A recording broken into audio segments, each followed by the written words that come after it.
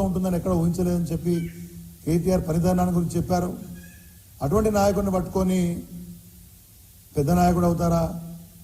మిమ్మల్ని తిట్టి పెద్ద నాయకుడు అవ్వాల్సిన అవసరం లేదు. ప్రజల్లో కేటీఆర్ గారి యొక్క స్థానం ఏంటో మీకు బాగా తెలుసు. కానీ ఇటువంటి మాటలు మాట్లాడి చులకన కావద్దని చెప్పి నేను కాంగ్రెస్ పార్టీ నాయకులకు విజ్ఞప్తి చేస్తా ఉన్నాను. అదేవిధంగా ముఖ్యమంత్రి గారిని అన్పార్లమెంటరీ లాంగ్వేజ్ తోటి బీఆర్ఎస్ పార్టీ నాయకులు తిడుతున్నారని చెప్తున్నారు. అన్పార్లమెంటరీ లాంగ్వేజ్కి care of address Revanth Reddy గారు. అన్పార్లమెంటరీ లాంగ్వేజ్కి, బూతులకి, ఇష్టారీతిన మాట్లాడడానికి కేర్ ఆఫ్ అడ్రస్ ముఖ్యమంత్రి రేవంత్ రెడ్డి గారు. ఆయనను మేము అన్పార్లమెంటరీ అందేంటి? మాజీ మంత్రులను కేటీఆర్ గారిని, హరీష్ రావు గారిని, తర్వాత ముఖ్యమంత్రి గారిని, కేసీఆర్ గారిని, బిల్లా రంగాలని, చార్లెస్ శోభరాజులని, ముఖ్యమంత్రిలో స్థాయిలో ఉన్నటువంటి వ్యక్తి పబ్లిక్ మీటింగ్లో మాట్లాడడాన్ని ఏ రకంగా సమర్థించుకుంటారు? అంటే మీరు తిట్టుకుంటూ కూర్చుంటుంటే మేము నోరు మూసుకొని కూర్చోవాలన్నా? ఒక మాట మీరంటే ఈ వైపు నుంచి 10 మాటలు వస్తాయి. అయినా చాలా సంయమనంతో ఉన్నాం. ఎక్కడ కూడా మా మంత్రులు కానీ, మాజీ మంత్రులు కానీ, మా ఎమ్మెల్యేలు కానీ, పార్టీ నాయకులు కానీ, పార్టీ కేంద్రంగా కానీ ఎక్కడ ఎవరిని కూడా మేము ఇష్టారీతిన మీలాగా మాట్లాడలేదనే విషయాన్ని మీరు గమనించాలి. కానీ ఇదే రీతిన మీ యొక్క భాష ఉంటే ఖచ్చితంగా సరైన జవాబు ఉంటుందనే విషయాన్ని కూడా గమనించాలని చెప్పేసి నేను కోరుతా ఉన్నాను. చాలా హాస్యాస్పదంగా రేవంత్ రెడ్డి స్థాయికి దిగజారి మాట్లాడే పరిస్థితి మాకు అవసరం లేదు. ఈ రకంగా మీరు బిల్లా రంగాలని ఇవన్నీ మాట్లాడితే ప్రజలను మిమ్మల్ని రాబోయే రోజులలో వారే సరైన జవాబు చెప్తారని కూడా మీకు చెప్తా ఉన్నాను. ఇంకపోతే బీఆర్ఎస్ ప్రభుత్వంలో సెక్రటేరియట్ జైలు లాగా ఉండేది అని మాట్లాడుతూ ఉన్నారు. అది సెక్రటేరియట్ జైలు లాగా ఉంటుందా? జైలు లాగా ఉందా?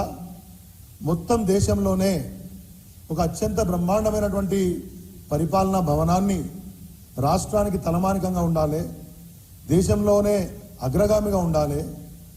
గతంలోలాగా విసిరేసినటువంటి భవనాల్లో కాకుండా రాష్ట్ర పరిపాలన చక్కగా ఉండాలంటే ఒక సువిశాలమైనటువంటి మంచి ప్రాంగణంలో రాష్ట్ర యొక్క ఇమేజ్ని తలపింపజేలా మంచి సమర్థమైన పాలన ఉండాలి అని చెప్పి రేపు ఎవరు వచ్చినా నేను మీ ద్వారా గుర్తు చేసుకున్నాను. ఒకవైపు అంబేద్కర్ గారి యొక్క అత్యంత ఎత్తైన విగ్రహం రాజ్యాంగ స్ఫూర్తిని, రాజ్యాంగ పరిరక్షణ భావాన్ని ప్రతి క్షణం గుర్తు చేసేలా ఒకవైపు అంబేద్కర్, మరోవైపు తెలంగాణ రాష్ట్రం సాధించడానికి ఎంతోమంది అమరులయ్యారు.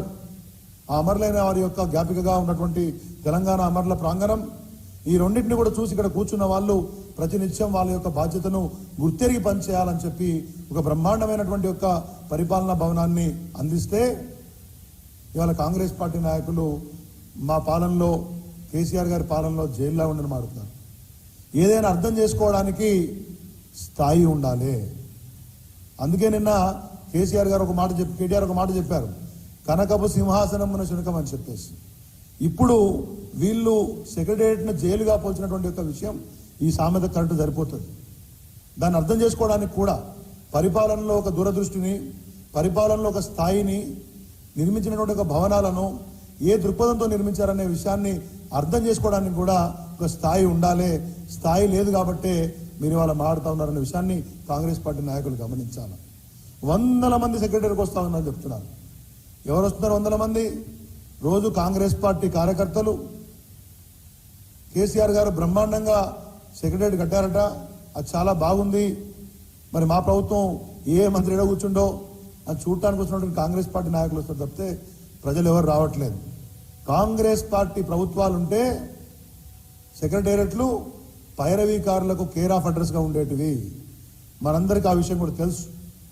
ఇవాళ పైరవీకారుల నిలయాల్లాగా మంత్రుల పేషీలు తయారవుతున్నాయి.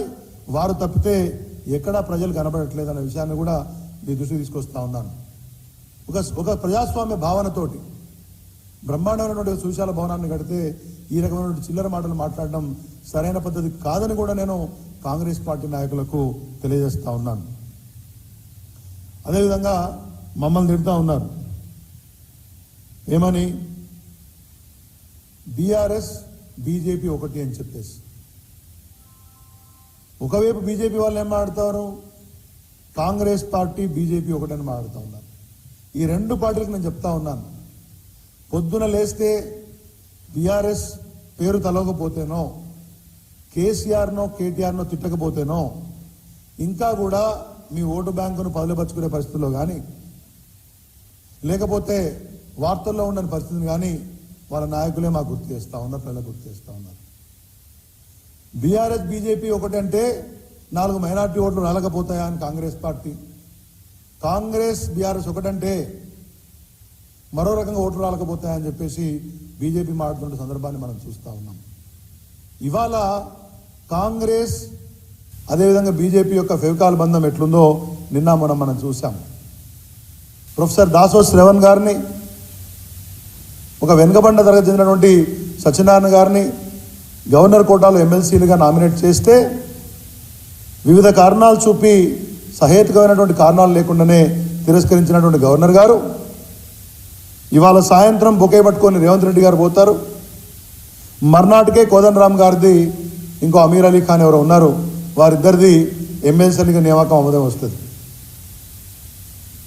దాసో శ్రవణ్ గారేమో రాజకీయ నాయకుడు అవుతాడు, ఒక పొలిటికల్ పార్టీకి హెడ్గా ఉన్నటువంటి కోదండరామ్ గారేమో సమాజ సేవకుడు ఎట్లయితారో గవర్నర్ గారు చెప్పాలి. ఇది బీజేపీ కేంద్ర నాయకత్వం యొక్క తెలియకుండా, బీజేపీ కేంద్ర నాయకత్వం యొక్క ఆమోదం లేకుండా ఈయన గవర్నర్ గారు ఆమోదం తెలిపారంటే నమ్మేంత అమాయకులు ఎవరు లేరు తెలంగాణ అనే విషయాన్ని కాంగ్రెస్ పార్టీ నాయకులు గమనించాలా. నేను చాలా క్లియర్గా చెప్తా ఉన్నాను, రేవంత్ రెడ్డికి కిషన్ రెడ్డికి ఒక బ్రహ్మాండమైనటువంటి టేసిడ్ అండర్స్టాండింగ్, ఓ బ్రహ్మాండమైనటువంటి అంతర్గతమైనటువంటి ఒక ఒప్పందం ఉంది కాబట్టే అనుబంధం ఉందనే విషయాన్ని రాష్ట్ర ప్రజలకు తెలుసు, చాలామందికి తెలుసు. మీరేదో దాన్ని దాచాలనుకుంటే కుదరదు. హుజురాబాద్ ఉప ఎన్నికల్లో కాంగ్రెస్ పార్టీని తాకట్టు పెట్టి ఆ ఓట్లన్నీ బీజేపీకి ట్రాన్స్ఫర్ చేయించింది రేవంత్ రెడ్డి గారు కాదా అని చెప్పేసి అడుగుతా ఉన్నాను. ఆ రోజు స్టార్ట్ అయినటువంటి ఫెవికాల్ బంధం ఇవాళ గవర్నర్ కోటాలో ఎమ్మెల్సీల నామినేషన్ వరకు కొనసాగుతుందా లేదా తెలియజేయాలనే విషయాన్ని ఇట్లా రేవంత్ రెడ్డి గారు అడగానే అట్లాగా